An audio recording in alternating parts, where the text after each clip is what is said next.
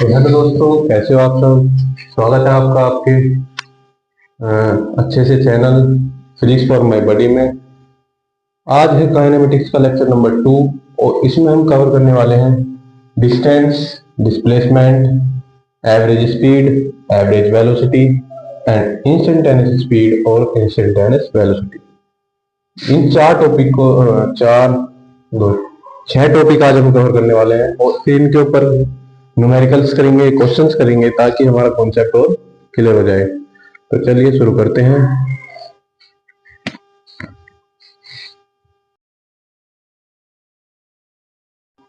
तो चलिए डिस्टेंस शुरू करते हैं। डिस्टेंस क्या होती है? डिस्टेंस होती है किसी भी पार्टिकल के द्वारा जब कोई पार्टिकल मोशन करता है तो जो उसकी पाथ लेंथ होती है, मतलब जिस जिस पाथ पर वो चला है। मान लो ये कोई पार्टिकल है, ये यहां से चला, यहां से चला, यहां से 5 मीटर गया आगे, 5 मीटर गया इधर, 5 मीटर गया इधर, फिर ये कितना हो गया टोटल 10 मीटर इधर। तो पाथ लेंथ जिस जिस पाथ पर वो चला है, ऐसे ऐसे ऐसे ऐसे ऐसे ऐसे, ये सब जोड़ दो। जहां जहां वो चला है कितना हो गया, 5 5 10, 10 और 5 15 और 10 25 मीटर उसकी क्या हो गई डिस्टेंस जो कवर करी है। Distance cover by particle 25 metre. और मान लो ये डिस्टेंस हैगी 7 मीटर्स। तो ये क्या हो गया इसका शॉर्टेस्ट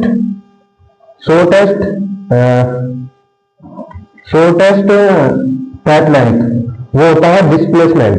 और जो पूरा पाथ लेंथ होता है, इनिशियल पॉइंट को फाइनल पॉइंट से जोड़ने वाली जो लाइन होती है वो होता है डिस्प्लेसमेंट। और जो पूरा पाथ लेंथ जहां जहां से वो गया है वो होती है डिस्टेंस। तो अभी तो डिस्टेंस है, मैंने डिस्प्लेसमेंट भी बता दिया थोड़ा सा। तो जो फाइनल पॉइंट है और इनिशियल पॉइंट है उनको जो उन दोनों लाइन को अगर हम जोड़ दें दोनों पॉइंट को, तो हमारा डिस्प्लेसमेंट आ जाएगा स्ट्रेट लाइन से जोड़ने में। और ये क्या होगा, ये होगी डिस्टेंस। तो डिस्टेंस की हम डेफिनेशन लिख सकते हैं, path length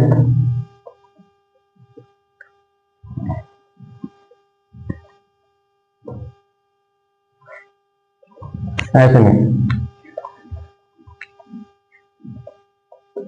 length of the path which is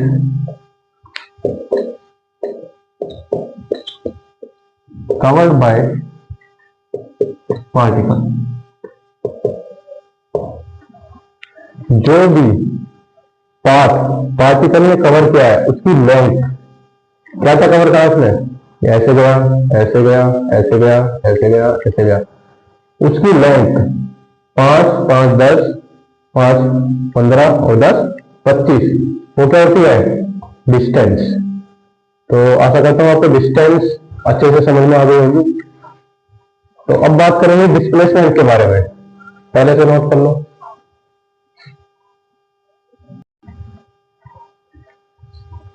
तो चलिए डिस्प्लेसमेंट शुरू करते हैं। डिस्प्लेसमेंट होता है change in position vector.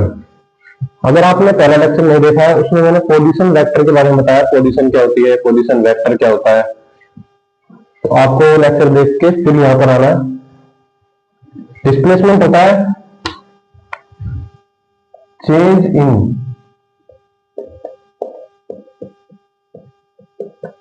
Position vector. तो पोजीशन एक वेक्टर, ये पोजीशन वेक्टर में चेंज मतलब displacement is equal to r final minus r initial. और ये भी एक वेक्टर है, डिस्प्लेसमेंट भी एक वेक्टर है। उसकी direction r final minus r initial से डिसाइड होगी। ये भी एक वेक्टर है, डिस्प्लेसमेंट एक वेक्टर, और यूनिट मीटर होती है, और बस यही होता है इसके बारे में। और इसकी डायमेंशन होती है एल, लेंथ की एल होती है। तो r final minus r initial. मैंने आपको पोजीशन वेक्टर बताया था, तो मान लो ये एक्स एक्सिस है, वाई एक्सिस है, सब बताया था। एक्स एक्सिस क्या होती है, वाई एक्सिस क्या होती है, ये बताया था पिछले लेक्चर में। वो इसी प्लेलिस्ट में आपको मिल जाएगा। मान लो ये ओरिजिन है, कोई पॉइंट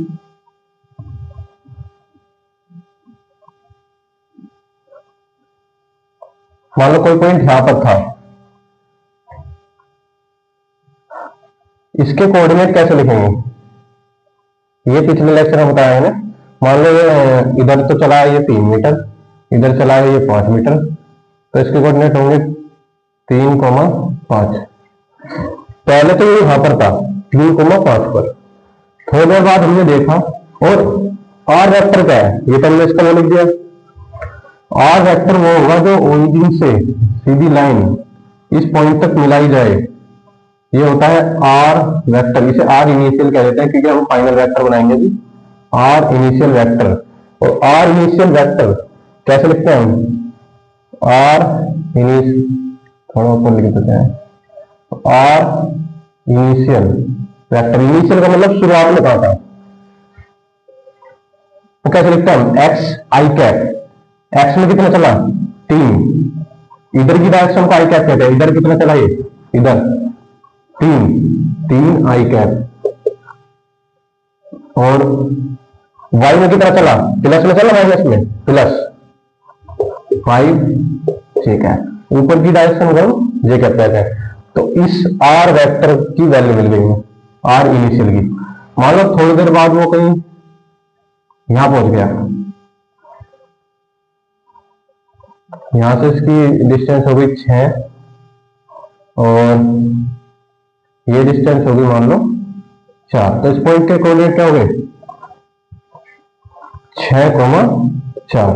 तो आर इनिशियली वो यहां पर था, और फाइनली वेक्टर यहां पहुंच गया, आर फाइनल वेक्टर। तो आर फाइनल वेक्टर कैसे लिखेंगे, समझ गए होंगे आप सब। R final 6 i cap, x में कितना चला 6, तो 6 आई कैप, प्लस वाई में कितना है 4 जे कैप। अब हमसे ये डिस्प्लेसमेंट पूछा है, डिस्प्लेसमेंट वेक्टर, ये है डिस्प्लेसमेंट वेक्टर। पहले वहां था, वहां पहुंच गया, कितना डिस्प्लेस हो गया, वो डिस्प्लेस हो गया ना इतना, यहां था पहले पॉइंट, फिर यहां आ गया। तो डिस्प्लेसमेंट क्या होगा, अभी पर फॉर्मूला लिखा है r final minus r initial. R final 6 i cap plus 4 j cap minus 3 i cap plus 5 j cap. यहां से आ गया 7 3 में 3 आई कैप, 4 में से माइनस जे कैप।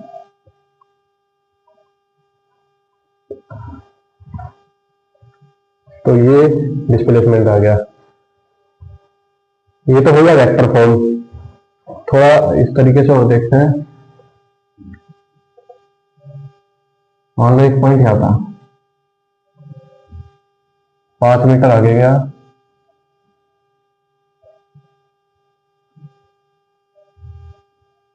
4 मीटर वापस आ गया, ये इसी लाइन पर आया वापस। ये मैं सोच रहा हूँ ये क्या है, ये इसी लाइन पर है, बस मैंने थोड़ा नीचे से दिखा दिया, इसी लाइन पर वापस आया है। तो इसका डिस्प्लेसमेंट बताओ, डिस्टेंस बताओ। डिस्टेंस मैंने बताई थी, पाथ लेंथ, जिस पाथ पर वो चलकर वहां तक पहुंचा है फाइनल पोजीशन। ऐसे गया, ये उन्हें काउंट करनी है, ये ऐसे वापस आया, ऐसे गया और ऐसा आया, मान लो 5 आगे गया, 4 पीछे आया, डिस्टेंस कितनी हो गई 9 मीटर। डिस्प्लेसमेंट कितना हो गया, डिस्प्लेसमेंट हो गया कि फाइनल पॉइंट देखना है और इनिशियल देखना है, दोनों के बीच की दूरी देखनी है। ये पॉइंट कहीं नहीं है, मैंने बस दिखा रखा है नीचे को, ये कहीं नहीं है। फाइनल पॉइंट देखना है और इनिशियल देखना है, दोनों के बीच की दूरी देखनी है, वही डिस्प्लेसमेंट है। ये पूरा 5 है, ये 4 है, तो कितना हो गया 1 मीटर डिस्प्लेसमेंट। तो उम्मीद है आपको डिस्प्लेसमेंट समझ में आ जाएगा। और अगला टॉपिक होगा हमारा एवरेज स्पीड, एवरेज वेलोसिटी, वो सब इसे नोट कर लो। इसमें एक चीज और बतानी थी, हमारा डिस्प्लेसमेंट आ गया, यहां पर आया d vector is equal to 3i cap minus j cap, 3i cap minus j cap, इतना डिस्प्लेसमेंट हुआ है। तो इसका मतलब जानना है हमें क्या है। 3i कैप डिस्प्लेसमेंट के दोनों कंपोनेंट है, मतलब y में भी डिस्प्लेस हुआ है। अगर मान लो ऐसा आता 3i कैप, तो इसका मतलब है बस x डायरेक्शन में डिस्प्लेस हुआ है। डिस्प्लेसमेंट किधर हुआ, बस x में, पर यहां पर लिखा है माइनस जे कैप, इसका मतलब 2D में डिस्प्लेस हुआ है, वो मतलब y में भी डिस्प्लेस हुआ है। कैसे बताऊं, 3i cap minus j cap, मतलब 3 तो इधर हुआ है डिस्प्लेस, 3 इधर, मान लो पहले यहां था वो 3 इधर, और 1 माइनस जे कैप इधर ऊपर गया है प्लस जे कैप, नीचे क्या है माइनस जे कैप, तो माइनस 1 1, क्योंकि यहां पर इसका क्या है 1, इसका मतलब वो क्या कहते हैं कोएफिशिएंट -1, तो मतलब नीचे 1 नीचे हुआ डिस्प्लेस, 3 आगे हुआ है। तो ये पॉइंट कहां होगा, कहीं यहां पर, तो मतलब ये यहां से यहां डिस्प्लेस हुआ है। हमने एक्स में बता दिया इतना डिस्प्लेस हुआ है, वाई में इतना हुआ है, और ये है डिस्प्लेसमेंट वेक्टर।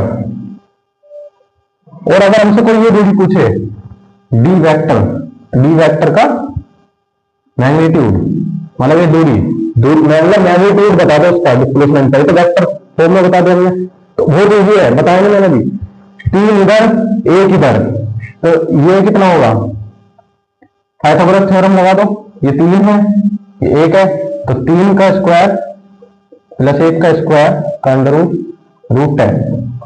तो ऐसे बहुत इजी तरीके से हम वेक्टर को हम तोड़ भी सकते हैं कि मतलब इसका मतलब क्या है, 3i cap minus j cap, ये तो हमने लिख दिया। मतलब क्या होता है इसका, मान लो कोई वेक्टर लिखा है D vector 4i cap plus 5 j cap, इसका मतलब क्या है कि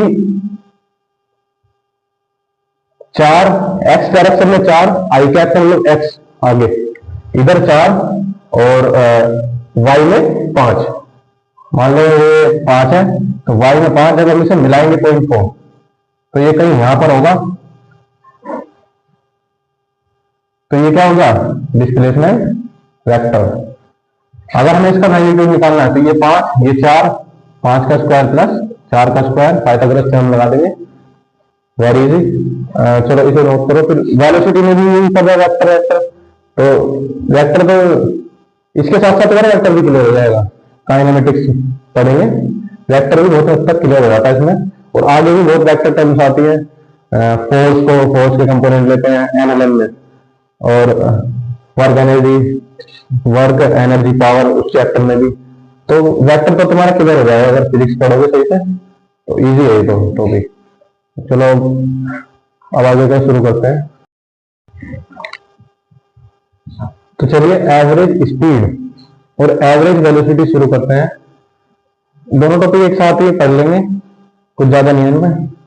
पर एवरेज स्पीड जब हम निकालेंगे तो वहां पर हमें एक चीज ध्यान रखनी होती है कि डिस्टेंस निकालनी है, डिस्प्लेसमेंट नहीं निकालना है। बहुत बच्चे क्या करते हैं डिस्प्लेसमेंट निकालते हैं और उससे सॉल्व कर देते हैं। एवरेज स्पीड थोड़ी मतलब ट्रिकी है, उसमें कंफ्यूजन आती है बच्चों को। एवरेज वेलोसिटी सिंपल है। पहले हम एवरेज स्पीड के बारे में बात करते हैं।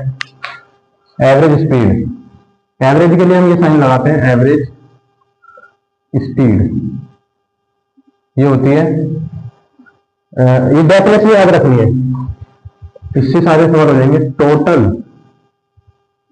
Distance divided by total time. Average speed का formula, total distance covered by the particle and divided by total time taken, जो भी टाइम उसने लिया है उस डिस्टेंस को कवर करने में। मान लो 50 मीटर चला 10 सेकंड में, कैसे भी चला हमें नहीं पता, 50 मीटर चला 10 सेकंड में, तो एवरेज स्पीड बताओ क्या होगी? 5 मीटर पर सेकंड। एवरेज मतलब एवरेज स्पीड क्यों निकाल रहे हैं? मान लो आप ही हो, बाइक चलाते हो, कभी आप थोड़ी मंदी बाइक चलाते हो, थोड़ी तेज बाइक चलाते हो, ये थोड़ी है कि स्पीड पे बाइक चलाते ले जाते हो। बस एवरेज निकाल लेंगे उसका। एवरेज कैसे? मान लो तुम 10 सेकंड में 100 मीटर चले, चाहे तुम मंदी स्पीड पे चले, तेज स्पीड पे, अलग अलग स्पीड पे चले, तो हम ऐसे कैलकुलेट नहीं कर पाएंगे, थोड़े कंफ्यूज हो जाएंगे। तो इसलिए हम एवरेज स्पीड डिफाइन करते हैं और एवरेज वेलोसिटी डिफाइन करते हैं, ताकि हमें दिक्कत ना हो कैलकुलेशंस करने में। टोटल डिस्टेंस पता कर लेंगे कितना चला और टोटल टाइम कितना लिया, तो एवरेज स्पीड पर लग जाएगी, मतलब लगभग इतनी स्पीड पे चला होगा बंदा। मान लो टोटल डिस्टेंस, अब देखो एक क्वेश्चन है, पहले दोनों को डिफाइन कर देते हैं। एवरेज वेलोसिटी, एवरेज वेलोसिटी होती है total displacement divided by total time taken. दोनों की डेफिनेशन याद रखनी है, टोटल डिस्प्लेसमेंट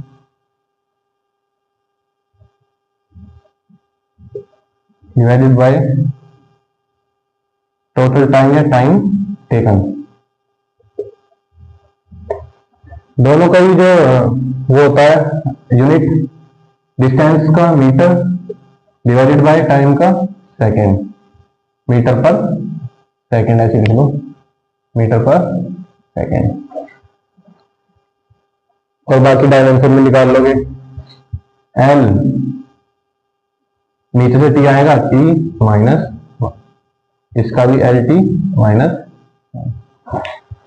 पर वेलोसिटी एक वेक्टर है, जबकि स्पीड वेक्टर नहीं है। जब हम वेलोसिटी को डिफाइन करेंगे, क्योंकि इसमें क्या आ रहा है? डिस्प्लेसमेंट। डिस्प्लेसमेंट भी क्या है? एक वेक्टर। वेक्टर का मतलब हमें बताना पड़ेगा किस डायरेक्शन में। मान लो वेलोसिटी बता डिफाइन कर दिया हमने कि 50 मीटर पर सेकेंड उसकी वेलोसिटी है एवरेज, तो ये स्टेटमेंट गलत है। हमें बताना पड़ेगा कि 50 मीटर पर सेकेंड आई कैप में है या जे कैप में है। आई कैप में पता ही है एक्स डायरेक्शन में, वाई कैप और जे कैप ऊपर, एक के कैप भी होता है, वो परपेंडिकुलर होता है 3D में। अभी तक 1D की बात हो रही है, खैर अभी तक जे कैप भी यूज नहीं आएगा। अगर जो हम क्वेश्चन करेंगे जे कैप भी उसमें है, प्रोजेक्टाइल मोशन मतलब 2 डायमेंशन मोशन। तो हमें वेलोसिटी को डिफाइन करने के लिए उसकी डायरेक्शन बतानी पड़ेगी। पर जो स्पीड है एवरेज स्पीड, उसके लिए डायरेक्शन बताने की जरूरत नहीं है। हम ऐसे बता देंगे कि उसकी एवरेज स्पीड इतनी है, पर वेलोसिटी बताने के लिए हमें कहना पड़ेगा कि उस डायरेक्शन में उसकी एवरेज वेलोसिटी इतनी है। तो फॉर्मूले नोट कर लीजिए, फिर इस पे क्वेश्चंस करते हैं थोड़े, जब भी थोड़ा समझ में आएगा कि डिस्टेंस और डिस्प्लेसमेंट में बच्चे क्या गलती कर देते हैं। एवरेज पूछिए कि एवरेज स्पीड निकाल देते हैं एवरेज वेलोसिटी, तो गड़बड़ हो जाती है। चलिए नोट कर लीजिए।